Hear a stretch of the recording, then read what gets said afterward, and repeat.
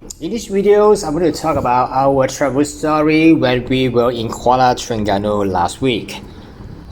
Kuala Terengganu might not be the first choice for people who want to visit Malaysia, especially among the international travelers. However, a trip to Malaysia wouldn't be complete before exploring the east coast of Malaysia, particularly Terengganu and Kelantan. So last week we spent 2 days in the capital of Terengganu, that's Kuala Terengganu, before returning to Kuala Lumpur during our visit to East Coast. And here I want to show you a list of tourist attractions in Terengganu. The first destination when we arrive Kuala Terengganu is to visit the Pasar Payang, which is a central market of Kuala Terengganu. Pasar means market in Malay, and Pasar Payang consists of 2 buildings. The first building is primarily selling food, grocery, and household items. There are many stores offering various kinds of local foods, and many of these items are unique to Terengganu. And some are from Kelantan and Thailand as well. Many of these delicacies are hardly found in Kuala Lumpur, and some we have never even tasted before, not to mention for visitors from overseas.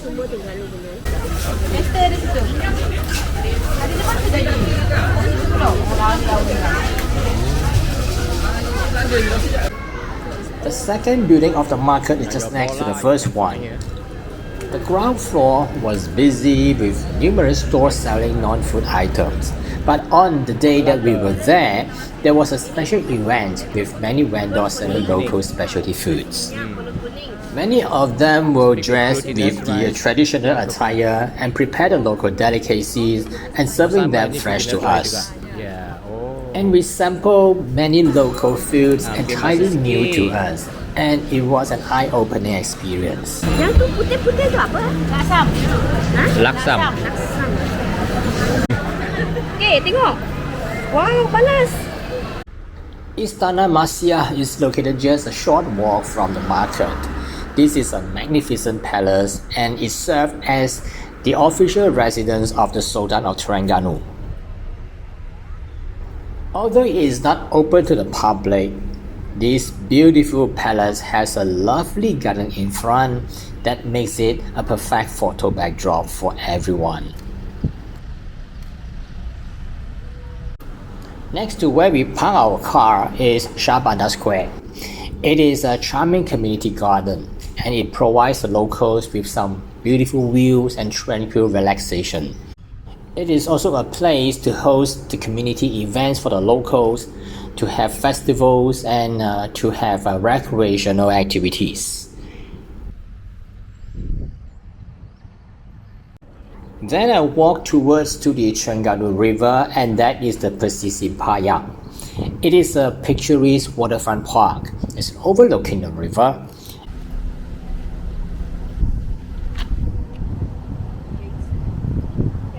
And here it is also a viewpoint to admire the stunning Jabatan Angkatan of Terengganu.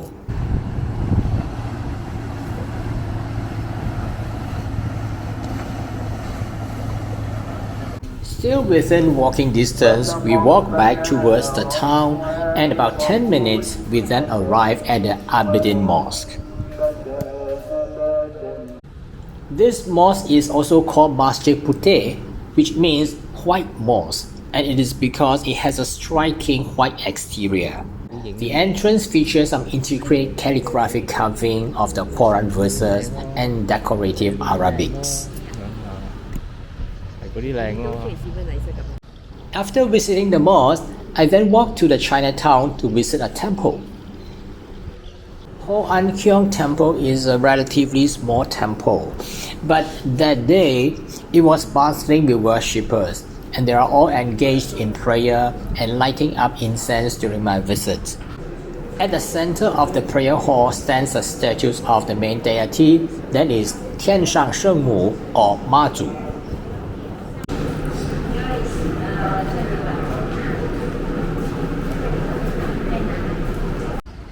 Then I walk a little bit further, and that's the entrance of Chinatown. This entrance gate is square Most of the tourists will be here to take photographs for remembrance.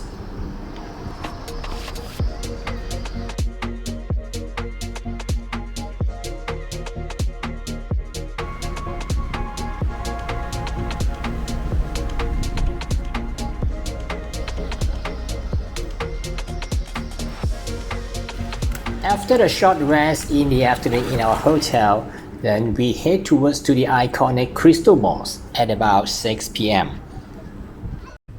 This mosque is special because the exterior reflects light and therefore creating the sparkling effect like crystals. I want to wait. The glass dome and the surface permit natural light to pour in and resulting a dazzling display even during the day, and is even more beautiful and more spectacular at night. Here are some footage that we have taken during sunset at Crystal Mosque.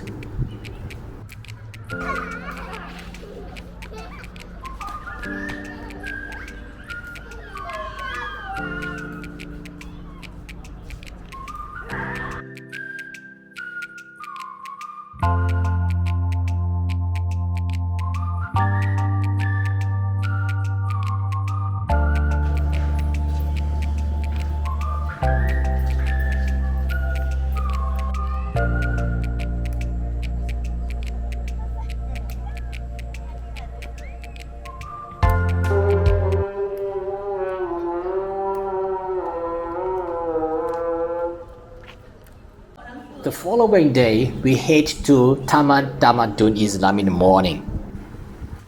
Inside the park, there is an option whether we can walk or take the train ride, and we opt for the train ride today, which costs 7 ringgit per person. The train will move slowly following a paved path that circles the entire park and taking us to all the 23 miniature replicas of mosques from 21 countries. And along the way, there was a recording commentary in Bahasa Malaysia, synchronized with the mosque that we were at, and explaining what is the history and also where these mosques are located.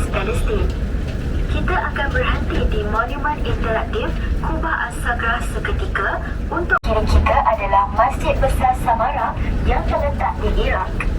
Ia dibina pada tahun 848 sehingga 849 Masihi. Seterusnya di sebelah kanan kita adalah Masjid Syekh Dufala yang terletak di Iran. Ia dibina pada tahun 1602 Masihi semasa pemerintahan dinasti Safavid. Seterusnya adalah makam Khwaja Abu Nasbarsa yang terletak di Balkh, Afghanistan. Ia dipercayai sebuah tempat persemadian Khwaja Abu Nasbarsa, iaitu pemimpin agung dari Naqshbandi dan pensyarah ilmu ketuhanan di Herat.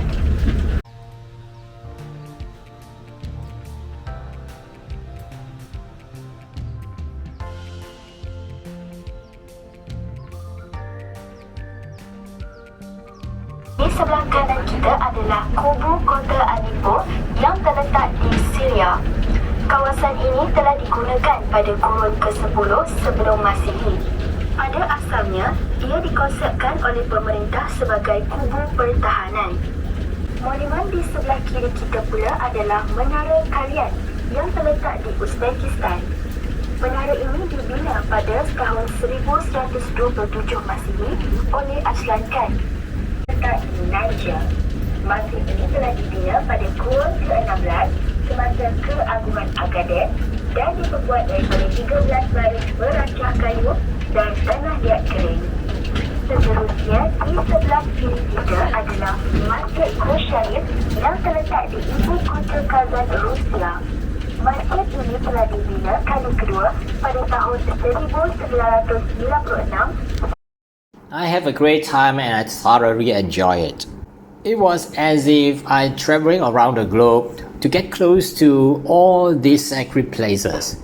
While some of the mosques might have no longer exist and others might have destroyed by various reasons like wars, etc., I feel fortunate to see the untouched replicas.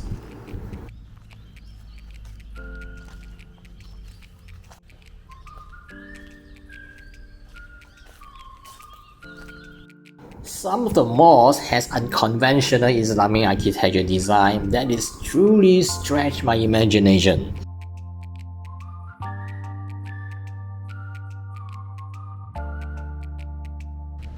After visiting the Islamic Heritage Park, we went to Pantai Baruuk. There weren't many activities during my visit, and it's likely due to the heat and the bright sun. And I think as the days goes on, I can imagine the spot will become much more livelier with more people coming for swimming. The Terengganu State Museum is a modern building, beautifully constructed according to traditional Malay architecture. The museum stands out from others because it has a beautifully landscaped garden, and it is making it as an ideal venue for wedding, birthday, and any other celebrations. It is unique, and I have not seen any other museum designed that way. As we enter, there was an ongoing wedding ceremonies at the ground floor. Where's the entrance? The entrance to the exhibition hall is on the first floor. This museum is one of the largest museums in Malaysia. The first floor features an intriguing collection of historical weapons and some popular children games from Terengganu, which we used to play when we were young. There are also beautiful metalware and some exquisite woodcraft from Terengganu. The floor above features informative posters about Terengganu's history from the ancient times to now. And the floor below, that is ground floor, is dedicated to Terengganu's traditional costumes. Overall, I think visiting this museum is a valuable opportunity for anyone who wants to understand Terengganu better. While we only spent about an hour in this exhibition hall, if you are keen to explore further, you probably need at least half a day to fully appreciate all the exhibits on display. The next stop of our itinerary is Kota Lama Duyung, which is located in one of the Malay village. It is in fact a two-story traditional Malay house once owned by a wealthy person. Inside the house, it features many rooms, there are antique furniture, there are utensils on displays, and in the hall, there are informative posters to explain the history and stories associated with this remarkable place. When it was close to evening, we went to Pandak Beach, and curious to see if it would be livelier than Pantai Baruuk that we had visited earlier. To our delight, we found that there are many more people enjoying themselves over there, and it's likely due to the evenings and softer sunlight compared to the midday heat. There's a small kiosk offers some snacks, but the beach lacks other facilities. And we saw some families with young children playing along on the shore, and we also met person who are fishing, and I asked him, he said he's trying to catch stingrays.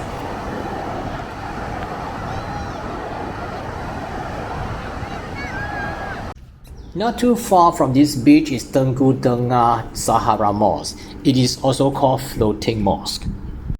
You can see the stunning reflection on the water that creates an enchanting illusion and making it the mosque as if it is appearing floating.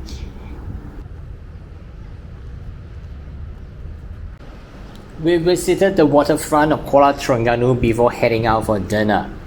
The waterfront faces west and offers a lovely spot to catch the sunset during a clear days.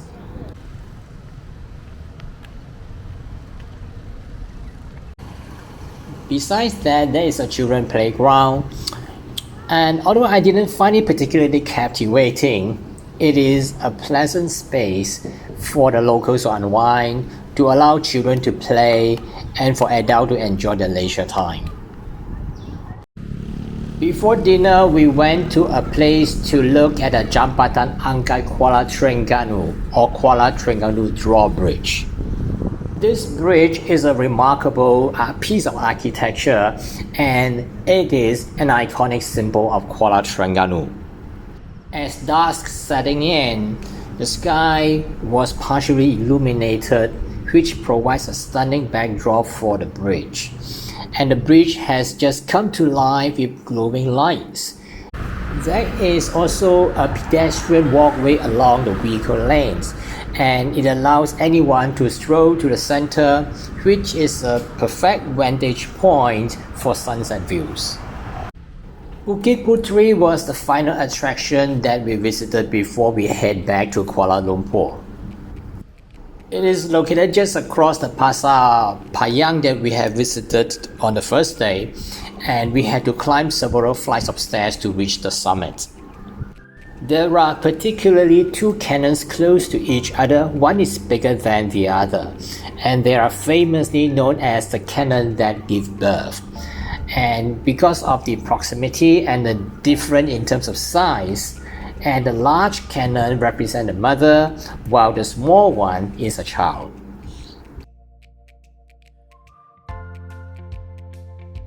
There's also a large bell made of yellow copper, and it was once to be used as an alarm to alert the community for emergencies. And at the highest point of the hill is a fort and a lighthouse.